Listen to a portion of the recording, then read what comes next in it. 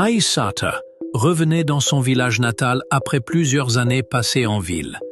La mort soudaine de sa grand-mère l'avait bouleversée, d'autant plus que les circonstances entourant son décès restaient floues. Certains murmuraient qu'il ne s'agissait pas d'une mort naturelle. Mais Aïssata refusait de prêter attention aux superstitions locales. Dès son arrivée, une atmosphère pesante l'enveloppait. Les regards des villageois étaient fuyants, leur voix à peine audible lorsqu'ils parlaient de sa grand-mère. En entrant dans l'ancienne demeure familiale, l'odeur du bois vieilli et des herbes séchées lui rappela immédiatement son enfance. Tout semblait figé dans le temps, comme si sa grand-mère allait réapparaître à tout moment. Pourtant, un silence inhabituel régnait, un vide inquiétant, que même les bruits nocturnes ne parvenaient pas à combler. Aïssata passa sa première nuit en proie à des souvenirs confus, bercée par le vent qui soufflait à travers les interstices des fenêtres. Le lendemain, en fouillant dans les affaires de sa grand-mère, elle tomba sur un vieux journal, aux pages jaunies par le temps. Intriguée, elle l'ouvrit et parcourut les premières lignes. Très vite, son cœur se mit à battre plus fort. Chaque mot semblait être un avertissement, un cri du passé destiné à prévenir celui qui oserait défier les règles ancestrales. Parmi les nombreuses interdictions inscrites d'une écriture tremblante, une phrase se détachait des autres. « Ne te lave jamais après minuit, car l'eau devient un miroir vers l'au-delà. » Aïssata referma le journal un instant, tentant de calmer le frisson glacé qui lui parcourait l'échine. L'idée qu'une simple habitude, comme se laver, pouvait être dangereuse, lui semblait absurde. Pourtant, l'écriture de sa grand-mère reflétait une urgence, une peur presque palpable. Incapable de résister à sa curiosité, elle rouvrit le carnet et continua sa lecture. Les premières pages relataient des souvenirs ordinaires, des récits de la vie quotidienne du village, des naissances, des récoltes, des événements marquants. Mais plus elle avançait, plus le ton changeait. Il était question d'étranges disparitions, de murmures nocturnes près des puits, de silhouettes fugaces aperçues au bord des rivières. Une entrée en particulier attira son attention. « J'ai vu ce qui arrive à ceux qui défient l'interdit. J'ai entendu leurs cris, vu leurs ombres étirées se débattre dans l'obscurité. L'eau de la nuit n'est pas la même que celle du jour. Elle appartient à d'autres, à ceux qui ne doivent pas être dérangés. Quand on trouble leur repos, ils viennent réclamer ce qui leur est dû. » Aïssata sentit son souffle se bloquer. Qui était-il? De quoi parlait exactement sa grand-mère? Était-ce une simple superstition, transmise de génération en génération? Ou y avait-il un fond de vérité? Elle continua sa lecture avec une attention redoublée.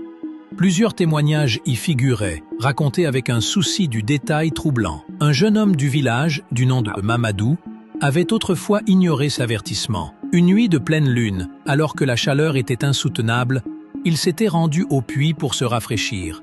Il était revenu chez lui en tremblant, affirmant qu'une main glacée avait effleuré son épaule au moment où il plongeait ses mains dans l'eau. Les jours suivants, il avait changé. D'abord silencieux, il était devenu agité, marmonnant des phrases incohérentes sur des yeux qui l'observaient à travers les reflets de l'eau. Une semaine plus tard, il avait disparu sans laisser de traces. Certains disaient l'avoir vu marcher en pleine nuit vers la forêt, pieds nus, les vêtements trempés. Il n'était jamais revenu. Aïssata sentit un frisson lui parcourir l'échine. Elle se rappelait vaguement cette histoire, un récit que les anciens racontaient aux enfants pour les empêcher de traîner dehors à la tombée de la nuit. Mais ce journal lui donnait une autre perspective. Ce n'était plus une légende, c'était un avertissement. Les cris, noir sur blanc. Une mise en garde laissée par quelqu'un qui avait vu de ses propres yeux les conséquences d'un tel acte. En tournant les pages, elle tomba sur un passage encore plus troublant. Il était écrit en lettres plus grandes, comme si sa grand-mère avait voulu insister sur l'importance de ces mots. L'eau est un passage. Ce qui y vit ne doit pas être réveillé. Si tu vois un reflet qui ne t'appartient pas, détourne le regard et pars. Mais si tu restes, alors prépare-toi à affronter ceux qui viendront te chercher. Aïssata referma brusquement le journal, le souffle court. Elle tenta de se rassurer en se répétant qu'il ne s'agissait que de vieilles superstitions. Mais au fond d'elle, une étrange sensation s'installait, un doute. Elle reposa le journal sur la vieille table en bois et se laissa tomber sur le lit. Elle fixait le plafond, tentant de rationaliser ce qu'elle venait de lire. Depuis son retour, elle percevait une atmosphère étrange, une tension invisible qui pesait sur le village et sur elle-même. Était-ce simplement son imagination influencée par ces récits inquiétants, ou y avait-il réellement quelque chose d'anormal ici, le soir même? Alors qu'elle se promenait près du puits central, elle surprit une conversation entre deux vieilles femmes. Elles parlaient à voix basse, jetant des regards méfiants autour d'elle. « Elle est revenue » murmura l'une. « La petite fille de Mère Fatou » répondit l'autre en hochant lentement la tête. « Elle ne sait rien, mais si elle fouille trop » Le silence tomba brusquement lorsqu'elles remarquèrent sa présence. Elles baissèrent la tête et s'éloignèrent sans un mot de plus. Aïssata resta figée, le cœur battant. Pourquoi cette attitude? Pourquoi parlait-on d'elle comme si elle était en danger? Cette nuit-là, elle eut du mal à trouver le sommeil. Les ombres dansaient sur les murs, projetées par la lueur de la lune filtrant à travers les volets. Tout semblait plus pesant, plus sombre que la veille. Un bruit la fit sursauter, un léger clapotement d'eau. Elle se redressa d'un coup, tendant l'oreille. La maison était vide. Et pourtant, elle avait distinctement entendu quelque chose, comme des gouttes tombant sur le sol. Elle s'approcha lentement du seau posé dans un coin de la pièce. L'eau était calme, mais en s'y penchant, elle crut voir un mouvement imperceptible à sa surface. Un frisson la traversa. Elle se détourna rapidement, se traitant d'idiote. La fatigue lui jouait sûrement des tours, mais alors qu'elle s'éloignait, elle eut l'impression étrange qu'un regard invisible la suivait. Le lendemain, elle décida d'en apprendre plus sur ces légendes. Elle se rendit chez l'un des anciens du village, un vieil homme que tout le monde appelait Baba Moussa. Il vivait à l'écart, dans une petite case entourée d'herbes et de symboles mystérieux peints au sol. « Mère Fatou a laissé son journal, n'est-ce pas ?» demanda-t-il en la voyant entrer. Aïssata hocha la tête, surprise. « Alors tu as lu l'avertissement ?»« Oui, mais je ne comprends pas. Tout cela n'est qu'une superstition, pas vrai ?»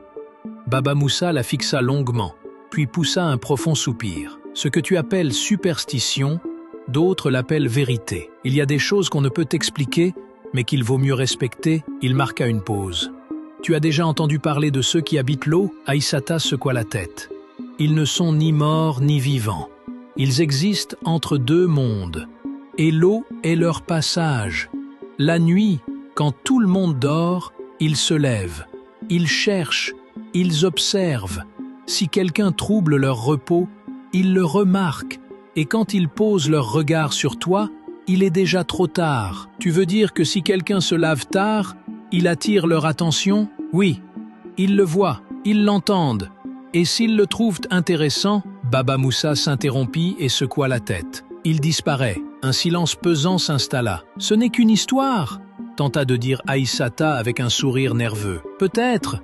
répondit le vieil homme en haussant les épaules. « Mais personne ici ne prend le risque de le vérifier. » Aïssata quitta la maison de Baba Moussa avec plus de questions que de réponses. Tout cela n'avait aucun sens, mais au fond d'elle, quelque chose l'empêchait d'ignorer complètement ses avertissements. Et pourtant, cette nuit-là, elle décida de braver l'interdit.